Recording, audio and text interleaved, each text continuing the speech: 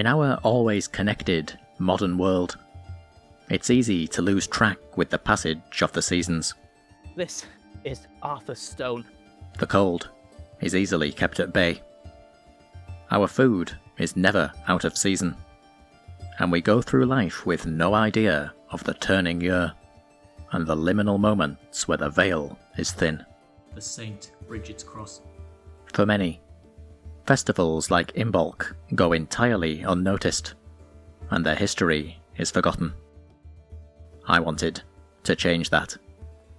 To not only explore the history of Imbolc, but to look at how we can experience it today, and what it means for us in our ever-changing modern world.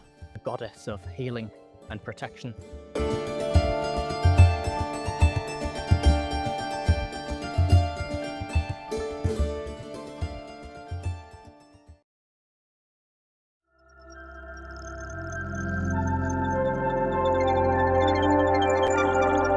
This story begins in winter, and on the high fields of Herefordshire's Golden Valley, snow had settled across the hills. It is bitterly cold out here today, and there's very few people out walking these hills. Soon though, things will begin to change, and the first signs of spring will show themselves once again in this ancient land. Imbolc is celebrated on the 1st of February, and it's all about marking that change in the wheel of the year, the coming around once again of the season of spring. It's also a cross-quarter day, a liminal space falling approximately midway between the winter solstice and the spring equinox, and it's often associated with the ancient Celts, especially those native to Ireland, Scotland, and the Isle of Man. But what truly is the origin of this ancient festival?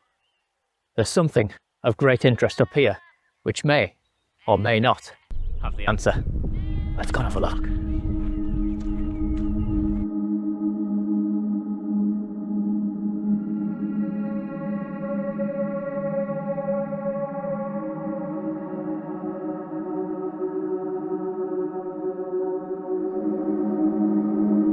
This is Arthur's Stone, a huge Neolithic chambered tomb. Originally it would have had a mound of earth all over the top of this, and there would be a passage that you could actually walk through to get access to the inner chamber, placed here around 3700 BC, and home to the bones of one of the very first farmers of the Neolithic, the New Stone Age. The people that lived here would have been some of the very first settlers to turn their backs on millennia of hunting and gathering, instead settling on the same patch of land throughout their lives, and that have spent their time cultivating crops or rearing animals like sheep or cattle brought to Britain from mainland Europe. And when these first farmers died, their bones would be laid here, laying stake to the land, saying, "This is mine, and I can prove it to you because the bones of my father are literally buried here and will be for all of time." Of course, in order to master this new form of life, you had to be acutely aware of the passage of time, the cycling of the seasons, and the wheel of the year. In fact, it is likely that many ancient people were long aware of such natural phenomena, as even before the first farmers arrived, Mesolithic people would follow the season, shifting their settlement patterns to match the appearance and disappearance of plants and animals. For farmers, though, settled on the same patch of ground for a lifetime, such changes in the year were of utmost importance, as without the right timing, even the most fertile settlement may not deliver, resulting in famine and, as winter approaches, death. Indeed, it has long been believed that certain passage tombs, like the Mound of the Hostages on Meath's Hill of Tara, may be aligned with the sunrise at these cross-quarter days, including Samhain, the start of winter and modern-day Halloween, and also Imbolc, the return of spring.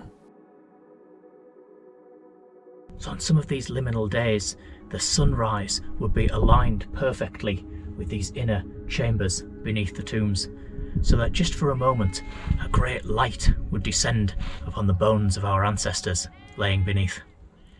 Now, why something like this would be done, we just don't know. We don't really know anything about the cultures and beliefs of these first farmers of the Neolithic. But it seems to me that, as farming took hold, those subtle changes in the atmosphere would become of ever more importance, and so their gods or deities, if indeed they had any, may have taken on the attributes of those changing seasons. It's a bit like the old folklore story connected with this very tomb.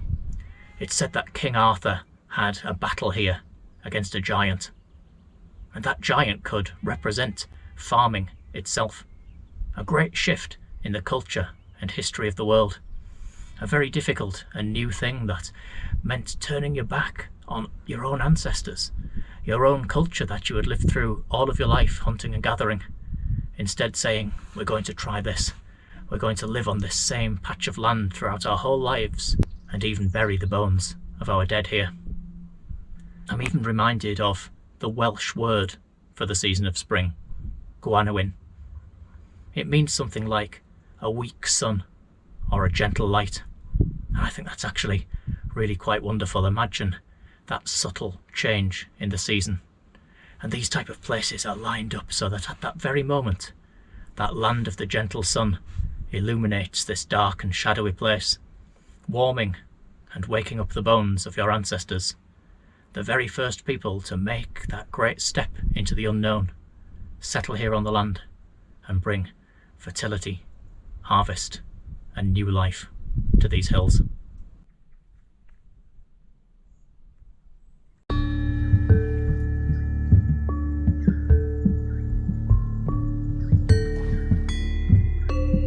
Whatever the truth about these ancient alignments, by the time the first Gaelic inhabitants arrived, bringing with them a culture based on tribal organisation, mythology and agriculture, festivals like Imbolc, as well as Samhain, Beltane and Lughnasadh, would begin, at least in some way, to be observed.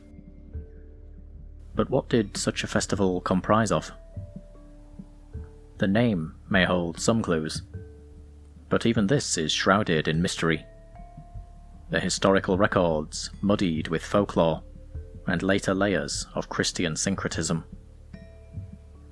According to some, the word may come from Old Gaelic and mean literally in the belly, and thus it is believed to refer to the pregnancy of ewes, whereas others have suggested it may derive from folk, and thus Folkheim, a time for cleansing and renewal. Furthermore, the 10th century Cormac's glossary derives the word from eye milk, once more referring to the milk of ewes and the seasonal time of lambing in the agricultural calendar. Whatever it may be, it seems possible that Imbolc involved both the preparation for the year to come, such as the times of sowing and lambing, and also a symbolic or observed period of new birth and purification.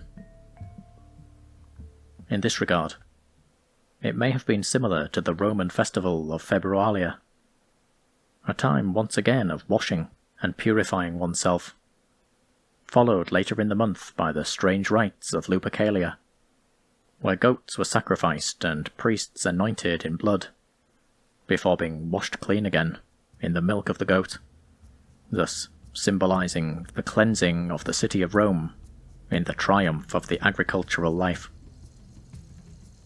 Fires were also part of these rituals, so much so that Februalia became associated with the goddess Vesta, a deity of the hearth and home, as well as wider rituals of fertility and even offerings to the gods of the dead, such as namesake Februus, an underworld deity whose name could mean the underground one, and later becoming the god Febris, that of sweating and fevers, and thus once again a type of purge or purification.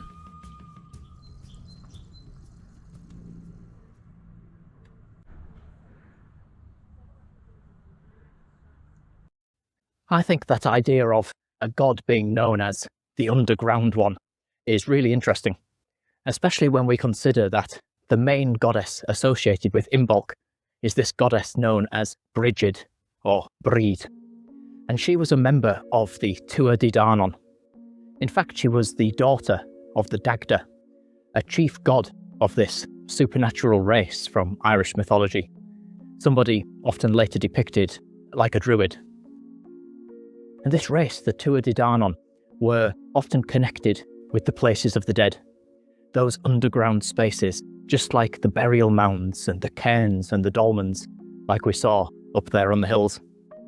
And there's another race as well, the Awas Shi, descended from the Tuatha Dé Danann, and they are literally known as the people of the mounds, or the hollow hills. And just like the Tuatha Dé Danann, it's a race all of its own, with its own kings and queens, its own culture and belief. And these Awas Shi later formed a rich part of what would become known as the fairy folklore of Ireland.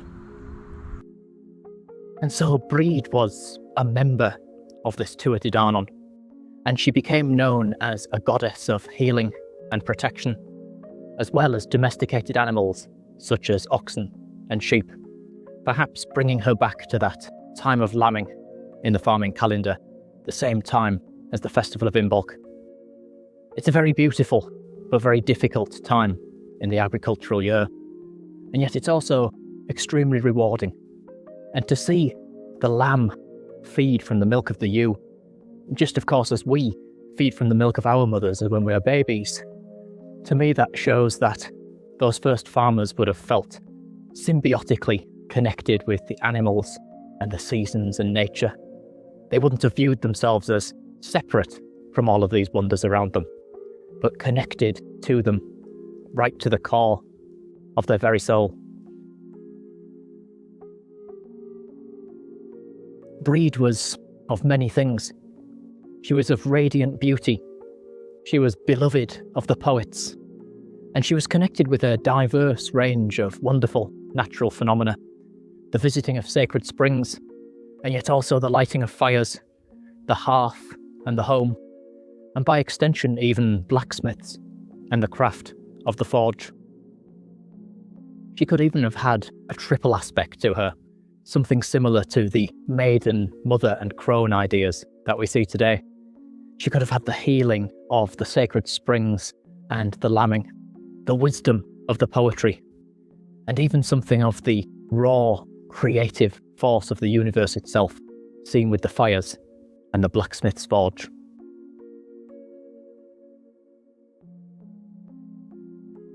She might not have even been one goddess at all.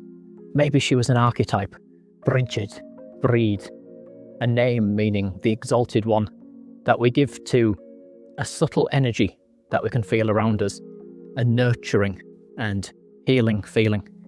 And maybe that's what we feel in our hearts when we come around the hearth, the fire at home, and we share simple foods like a bannock.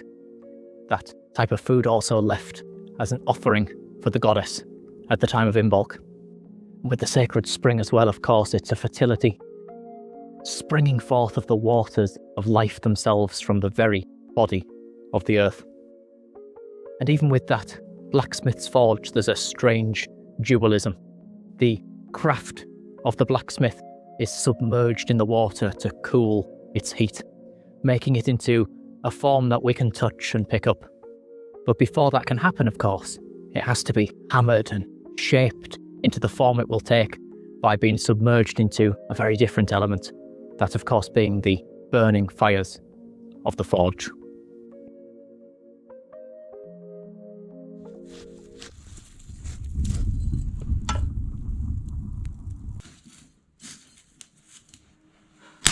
It's worth noting just how hard winter was for our ancestors. Even today, just look at how things grind to a halt as soon as there's a bit of snow or the roads get icy and all the trains are cancelled and there's no food on the supermarket shelves. When that happens, so many of us just want to come around the hearth like this, don't we? Just get that fire going and warm your hands, as it were. Take the chill out of them. And of course we can all still do this today.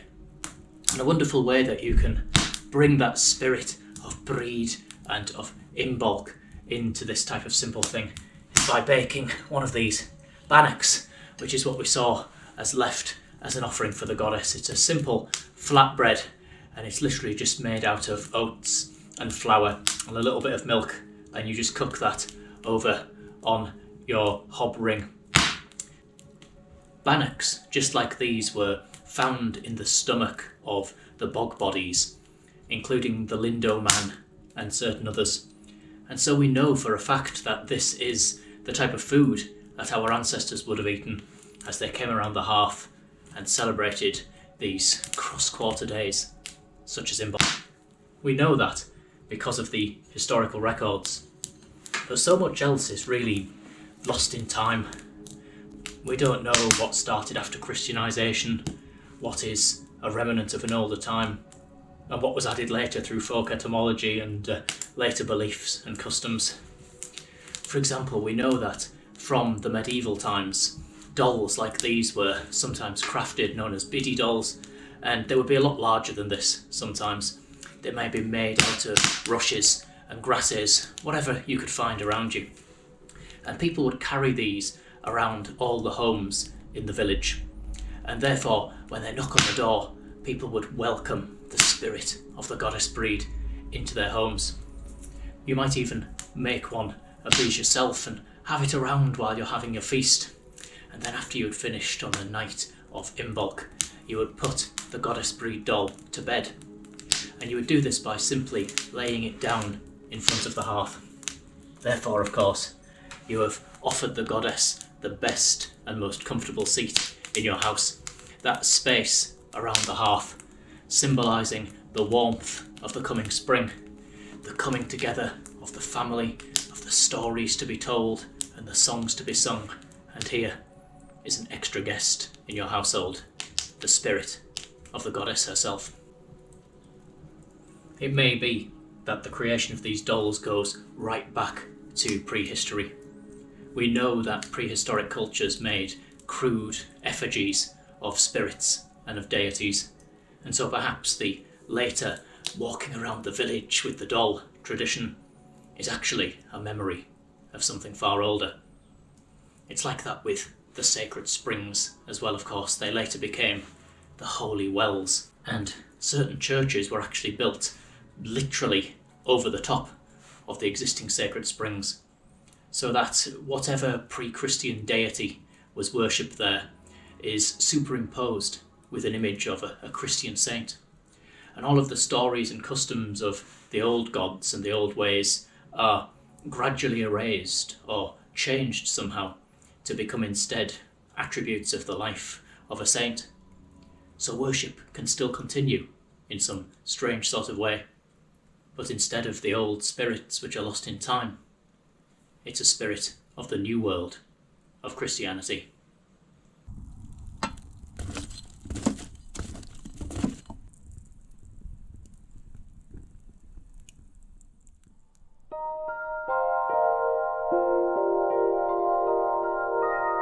For Imbolc and the goddess Brigid, this syncretism of the old and new can be seen most profoundly with the patroness saint of Ireland, St Brigid of Kildare, whose feast day falls on the 1st of February, the same time as the ancient seasonal festival. She is also associated with holy wells, and just like the Brigid of the Tuatha Dé Danann, she is concerned with poetry, smithcraft, livestock, and fire. So did St Brigid actually exist? Or is she simply a repackaging of the ancient goddess for the new world of Christianity? The monastery of Kildare, for instance, is long thought of as being founded by a woman, an Irish abbess of powerful religious influence. Was she Brigid? It is hard to say, and becomes even harder when one considers that, even for the goddess Brigid, Cormac's glossary remains the main source of information on her, with no pre-Christian sources of her worship existing, and the aforementioned practices becoming blurred in the passage of time and the endless retelling of stories, so that one cannot tell the pagan from the early Christian. That said, there is also little in the historical record to suggest that St. Brigid truly existed, at least with regards to her hagiographies, which are little more than tales of wonder and alleged miracles. Such tales, however, still have much to tell. We learn that Brigid was born around the year 451, at Fogart near Dundalk in Ireland, the daughter of a slave girl named Brishach, her father a chieftain or landowner by the name of Duvtak. Her mother was sold to a druid whilst pregnant with Brigid, who then gave birth to her at the time of dawn, at the very threshold of the druid's home, neither inside nor outside. Brigid was then brought up in this household, dedicating herself to charitable acts and caring for the poor, acts which later led to the druid family converting to Christianity, where they found, for the first time, freedom. In later years she became dedicated to the religious life, founding early Christian abbeys where communities of women could meet in equality, whether slave or free, serf or noble. In some stories, a pagan chieftain, sometimes her father, was involved in a deathbed conversion as Brigid told him of Christ's crucifixion, weaving as she did so a cross made from rushes. And in other versions of the story, she herself wove the cross to neutralize toxins she had ingested after being given a poisoned drink. That cross mentioned in the story was this, the St. Brigid's cross. This is one of the most beautiful and powerful symbols, not just of St. Brigid, but of Imbolc, of the great mysteries of the season, and even of Ireland itself. The thing is, when looking at this, there are just too many hagiographies and lives of the saint for us to look at in this short documentary, but so many of them seem, at least in some way, to point towards the same thing. Brigid was a figure of great change and renewal, a literal bridge between the old world and the new order. We can see it in tales of deathbed confessions and of finding freedom from slavery in this new world of Christianity. We can also see it in that story about being born at the liminal threshold, neither inside the house or without. Therefore she is in the exact central point where two opposites meet, the outside and the inside, the night and the dark, the fire and the water, or even when we consider that it was said to occur at dawn, the sun coming and winter ending, just as with the ancient traditions. We can even see it with St. Brigid being saved from poisoning by crafting this very cross. Therefore, she herself is transformed by the power of the cross. She experiences metanoia, a breaking down of the old, and a rebirth after being purified into the new. She is saved from death and lives again, just as we do when spring arrives and the coldness and darkness of winter is finally over. A perpetual fire was kept burning for St. Brigid at Kildare, and it is not the only flame associated with her, for the Feast of Candlemas is also held every year on February the 2nd, again around the same time as Imbolc and the Feast of the Saint. So was this date chosen for Brigid to coincide with this holy day, rather than Imbolc? Such is the nature of time and tradition, fading and changing just like the seasons themselves, that one may never be able to unpick these threads of fate. Perhaps Brigid was merely a myth, a syncretism of an earlier goddess. Or perhaps she lived, founding abbeys just as in the legends, her life later becoming one with earlier forms and shapes, agricultural deities lost in the fog of time, living now in the shadow of the great church. After all, just as churches were built over sites of existing worship, so too did Brigid become associated with holy wells, so that visiting them was just as much a part of St. Brigid's Day as any form of ancient Imbolc. And one is never far from the call of sacred waters. Even in the city, where cathedral spires rise tall above the chimney smoke of 1,000 rushed and tired lives, pilgrim paths often lead back to those same old wells and holy springs, calling us back to them, as they always did. Just around the corner from the cathedral on this ancient pilgrim's pathway is a wonderful example of a surviving holy well, having been here long before the cathedral was ever imagined, and in fact probably long before the city itself. So here is St. Ethelbert's well, and you can really see here the layers of time that have spread with the growth of the city, and yet somehow they have not disturbed the sacredness and silence of this place. This well has now run dry, and yet you can see it's still beautifully dressed for the coming of spring. And of course people would have came to wells like this for thousands of years. And with regards to Imbolc or St. Brigid's Day, you could come here and leave your offerings to the goddess, maybe a clutie, a small rag of which is tied to the well itself, or even just offerings of beads, cards, coins, all manner of things. There's even a little tiny glove here. I don't know if that's just being left here or whether it too is a kind of offering. And with regards to Imbolc, you could even leave behind your own offering to the goddess Brigid or St. Brigid.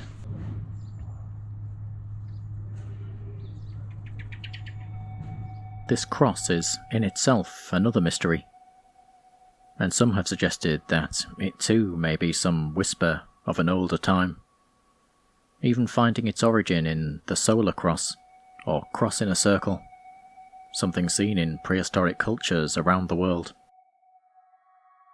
It was possibly a kind of astronomical symbol, a primitive map of the movement of the sun and of cosmic order, and it has been seen in cultures such as Indo-European nomadic herders of the Pontic steppe, where it may have been connected with both the physical journey of the sun and a stranger symbolism of life, death, and rebirth.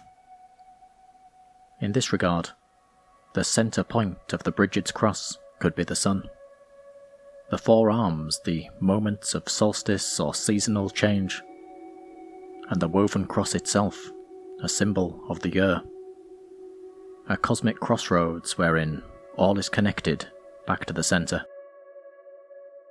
In this way, it would not be hard for the early Christians to place God at the centre, the light of the world in Jesus Christ, now taking the place of the physical sun. Just as how Christ, if superimposed over an image of the Kabbalistic tree of life, would find his own heart aligned with Tifereth, the sun at the centre of the universe, wherein all of the other forces and energies of experience move through and towards, like a singularity at the heart of the universe, from where all is born in a brilliant light.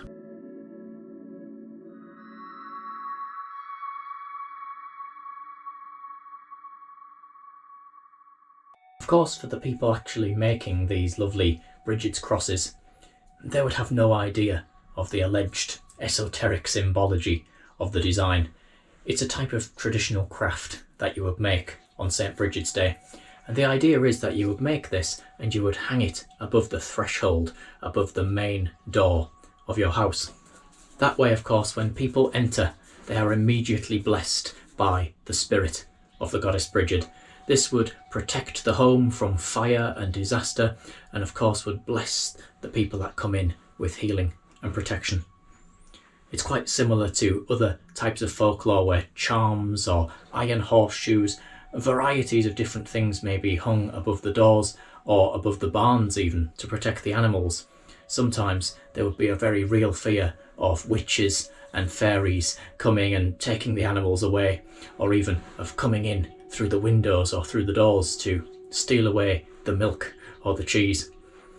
In rural communities all over Ireland around the time of Imbolc, you might have seen outside the doors of the old farmhouses people sitting and crafting these lovely Brigid's crosses.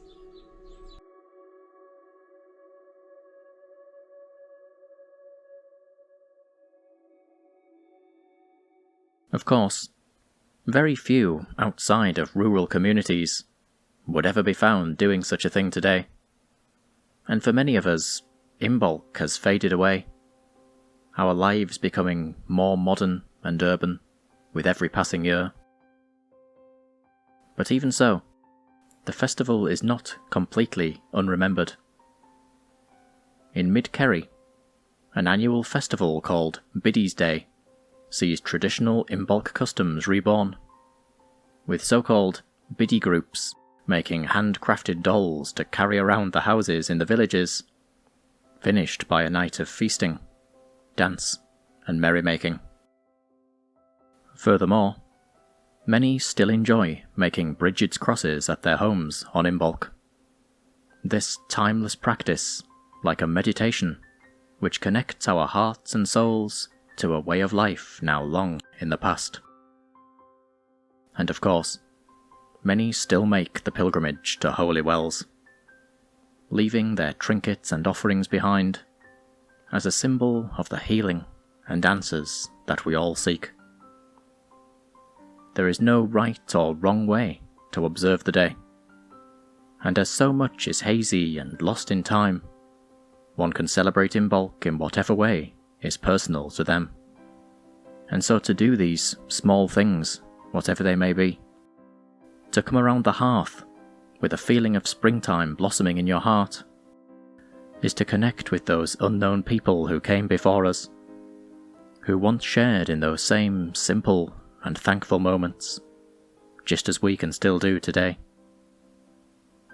And above all else, there is a silence in the seasonal shift, a time where the mind finds rest and renewal, and that personal connection springs forth like the gentle sun of spring. For me personally, it's all just about a love of the countryside. That timeless quality of spending time in nature, that no matter the changes which occur in our world, the seasons will still change out there in the forests and the hills. The snowdrops will still come up when the snow melts away and the sun comes back. And it communicates with us in some unspoken murmur, going right to the heart, and we go into the world of the animals and the trees and the dappling sun on the old straight tracks where thousands of people have walked, and the answers to our thoughts, our prayers, the tranquility and the inspiration for some subtle thing that we need to know in our lives just comes to us. And to me, that's what it's all about, just that love of the seasons, and that to me is the spirit of this goddess or this saint. And so, as I come around the fire myself after looking at all the history of Imbolc and of St Brigid's Day, I'm reminded of her being connected with the poets and that love of the poetry. And so all I would want to do, it's very simple, is just warm my hands on here. I've got my biddy doll and St Brigid's cross. I've been out for a walk in the woods, and I'll just paraphrase some poetry which speaks of that love of the rural land. And that's all it really is for me. Whatever it is for you, may you find your own peace and your own meaning in this ancient festival. If I were to own the countryside, as far as a man in a day could ride, and the ties were mine for giving or letting, ringled tie and margaretting, martins, lambskins and lilliputs, their copses, ponds and roads and ruts, fields where plough horses steam and plovers fling and whimper, hedges that lovers love, and orchards, shrubberies and walls, where the sun, untroubled by north wind, falls, and single trees, where the thrush sings well, his proverbs untranslatable. I would give them all to you, if you would let me, any one, for a song, or a blackbird's song at dawn, and we shall have no more. Then until I could pay for a rent or a song as sweet as a blackbird's, and as long, no more.